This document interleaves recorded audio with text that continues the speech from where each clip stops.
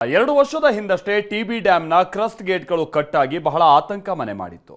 ಇದೀಗ ಡ್ಯಾಂನ ಎಲ್ಲ ಗೇಟ್ಗಳನ್ನು ಬದಲಾಯಿಸಲಾಗಿದೆ. ಇವತ್ತು ಆ ಕ್ರಸ್ಟ್ ಗೇಟ್ಗಳನ್ನು 3 ಜನ ಮುಖ್ಯಮಂತ್ರಿಗಳು ಒಟ್ಟಿಗೆ ಸೇರಿ ಅದನ್ನು ಲೋಕಾರ್ಪಣೆ ಮಾಡುವಂತ ಪ್ರಕ್ರಿಯೆ ನಡೆಯಿತು.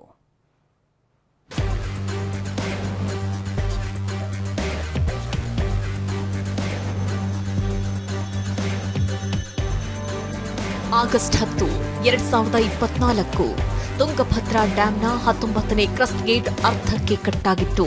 3 ರಾಜ್ಯಗಳ ಜನರಿಗೆ ಆತಂಕ ಹುಟ್ಟಿಸಿತ್ತು. ಭಾರೀ ಪ್ರಮಾಣದ ನೀರು ಹರಿದು ಹೋಗ್ತಾ ಇತ್ತು.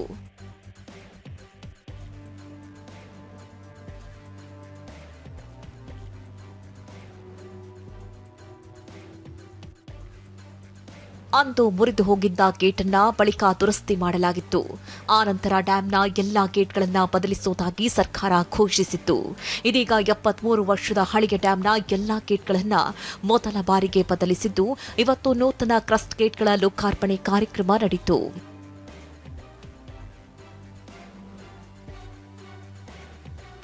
ಕೊಪ್ಪಳ ತಾಲೂಕಿನ ಮುನಿರಾಬಾದ್ ಬಳಿ ಇರುವ ತುಂಗಭದ್ರಾ ಡ್ಯಾಂನ ನೂತನ ಕ್ರಸ್ಟ್ ಗೇಟ್ಗಳನ್ನು Karnataka CM DK Shivakumar, Andhra CM Chandrababu Naidu, Telangana CM Revanth Reddy ಹಾಗೂ ಕೇಂದ್ರ ಜಲಸಂಪನ್ಮೂಲ ಸಚಿವ ಸಿಆರ್ ಪಾಟೀಲ್ ಲೋಕಾರ್ಪಣೆ ಮಾಡಿದ್ರು. ಬಳಿಕ ಮಾತನಾಡಿದ ಸಿಎಂ ಡಿಕೆ ಶಿವಕುಮಾರ್, ತುಂಗಭದ್ರಾ ಡ್ಯಾಂನ ಹೂಳಿನ ಸಮಸ್ಯೆ, ನವಲಿ ಸಮಾನಾಂತರ ಜಲಾಶಯ ನಿರ್ಮಾಣ ಕುರಿತು ಐತಿಹಾಸಿಕ ತೀರ್ಮಾನಕ್ಕೆ ಬಂದಿದ್ದೇವೆ ಅಂತ ಹೇಳಿದ್ರು. ನವಲಿ ಡ್ಯಾಮ್ ಇರಬಹುದು, ಈ ನೀರನ್ನು ಉಳಿಸಲಿಕ್ಕೆ ಹೂಳು ತೆಗೆಯುವಂತ ವಿಚಾರ ಇರ್ಬೋದು, ಯಾವುದೇ ವಿಚಾರ ಆಗಿರ್ಬೋದು, ಇದ್ರ ಬಗ್ಗೆ ವ್ಯಾಪಕವಾಗಿ ಚರ್ಚೆಯನ್ನು ಮಾಡಿ ನಾವೆಲ್ಲರೂ ಸೇರಿ ಒಮ್ಮತದ ಅಭಿಪ್ರಾಯಕ್ಕೆ ರೈತರನ್ನ ರಕ್ಷಣೆ ಮಾಡಲಿಕ್ಕೆ ಇವತ್ತು ನಾವು ಬಂದಿದ್ದೇವೆ. ಟಿಬಿ ಡ್ಯಾಂ ಕ್ರಸ್ಟ್ ಗೇಟ್ ಲೋಕಾರ್ಪಣೆ ಕಾರ್ಯಕ್ರಮದಲ್ಲಿ ರಾಜ್ಯದ ಜನರು ಮಾತ್ರವಲ್ಲದೆ ನೆರೆಯ ಆಂಧ್ರದ ರೈತರು ಕೂಡ ಪಾಲ್ಗೊಂಡಿದ್ರು. ಇದೊಂದು ಐತಿಹಾಸಿಕ ದಿನ ಅಂತ ಆಂಧ್ರ ಸಿಎಂ ಚಂದ್ರಬಾಬು ನಾಯ್ಡು ಬಣ್ಣಿಸಿದ್ರು.